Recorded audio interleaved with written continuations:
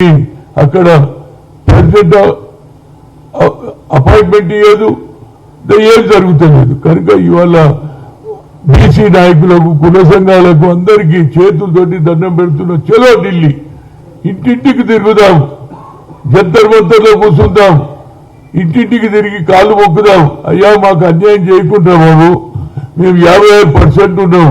రాహుల్ గాంధీ కూడా అదే అంటుండు, 90% అది ఎస్సీ కావచ్చు, బీసీ కావచ్చు, ఎస్టీ కావచ్చు, అయినా అందరికీ అన్యాయం జరుగుతుంది. కనుక నేను బిల్లు పెడతా అన్నాడు. మా అదృష్టానికి ఆయన ప్రధానమంత్రి అయితే అయిపోతుండే. బీయింగ్ అపోజిషన్ లీడర్ తప్పనిసరిగా పార్లమెంట్ లో బిల్లు పెట్టడానికి రాష్ట్ర ప్రభుత్వం కూడా ముందుకు రావాలి. దానికి అన్ని పార్టీలు అలగాలి.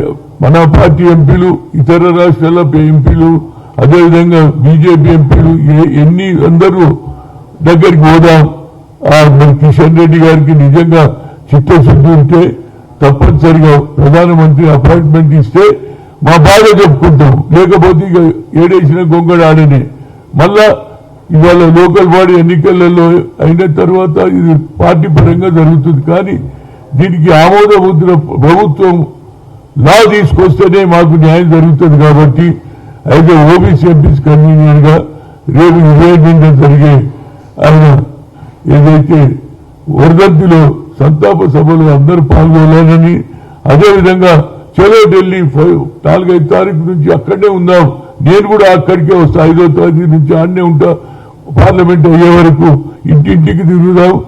ఇది బిల్లు పెట్టడానికి ముఖ్యమంత్రి గారు, అదేవిధంగా మంత్రులు అందరూ సహకరించి, అదేవిధంగా రాహుల్ గాంధీ గారు బిల్ మూవ్ చేయాలి. 9th షెడ్యూల్లో మూవ్ చేస్తే మనకు మద్దతు ఇచ్చే వాళ్ళు ఎంత ఉన్నారు, మన బీసీలకు వ్యతిరేకంగా ఎంత ఉన్నారో తెలిసిపోతుందని అయితే ఓబీసీ ఎంపీస్ కన్వీనర్ గా నేను కోరుతున్నా. ఎందుకంటే ఇప్పుడు జరగకపోతే ఎప్పుడు జరగదు. రాజ్యాంగ సవరణ రావాలి.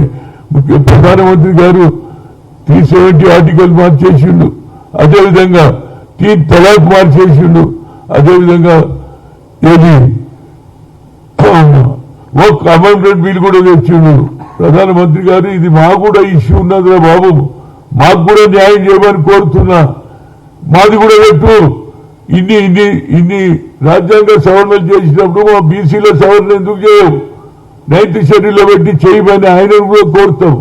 కనుక ఏదైనా ఇక్కడ ఎన్ని రోజులు కొట్లాడినా రోజు స్టేట్మెంట్లు వస్తాయి తప్పితే కుల సంఘాలకు న్యాయం జరగాలి.